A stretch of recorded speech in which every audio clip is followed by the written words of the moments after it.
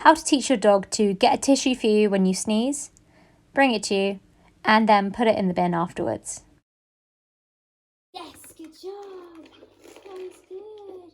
So to begin this trick, you need a pot for your dog to put it in, and I use a balled up sock because it's nice and easy for your dog to pick up, whereas a tissue will get all soggy.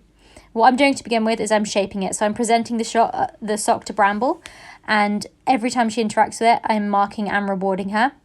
And the goal of this is to get her to pick it up in her mouth. So when she picks it up in her mouth, she gets lots of treats. And she's very quickly learning that what is getting rewarded is her picking up that sock. Another reason I use socks is because most dogs are pretty happy to pick them up.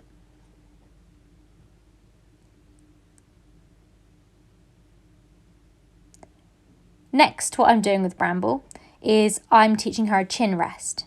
So not related to the sock at all. All I'm doing is I'm teaching her to target my hand with her chin. How I'm doing this is just like how we taught the picking up of the sock. I'm using shaping. So I present my hand, and when she moves towards my hand, I mark and reward that. What I'm going to do next is combine the two.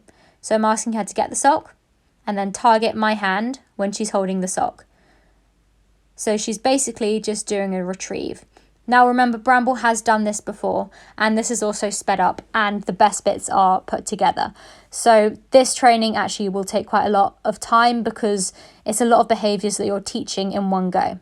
So don't expect your dog to do it as quickly as Bramble is, because Bramble's already done it, and this is highly edited.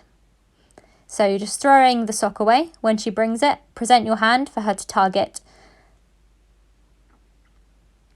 Then we're going to get the pot. We're going to put a treat in the pot. And when they put their nose in the pot, we're going to use our marker word and pour the treat onto the floor. So we're teaching a target now with their nose into the pot. Very similar to the chin target, but now we want them to put their nose in the pot.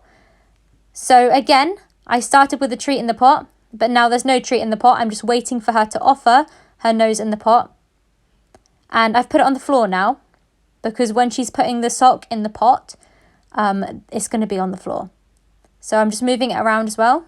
Pot is on the floor. When their nose goes in, I'm using my marker word yes, and I'm giving them a treat. What I'm then going to do is introduce the sock. And because your dog has been putting their nose in the pot, when they pick up the sock, they will likely go over to the pot and put their nose in. Now, again, like I said, this is a long process, so don't expect your dog to do it perfectly just in one session. So you're going to put the sock down, ask your dog to get it, and then the presence of the pot will mean that your dog is likely going to put their nose in the pot. And when they do, use your marker word, which will cause them to drop the treat, and you can give them, drop the sock, and you can give them a treat. Yes. Lay down. So I'm just throwing the sock, waiting for Bramble to get it. When she drops it in the pot, I'm using my marker word and giving her a treat. You might have to hold the pot to start off with, just to make it more likely for your dog to be able to target it, because this pot especially is quite a small one. It's quite difficult for the dogs to target. And again, once they're really confident doing this, I'm going to move the pot around so that it's in different locations. So it's not right next to me. It's a little bit further away from me.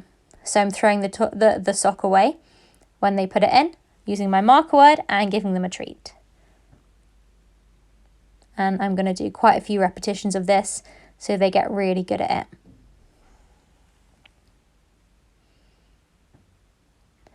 Then I'm going to combine those two tricks.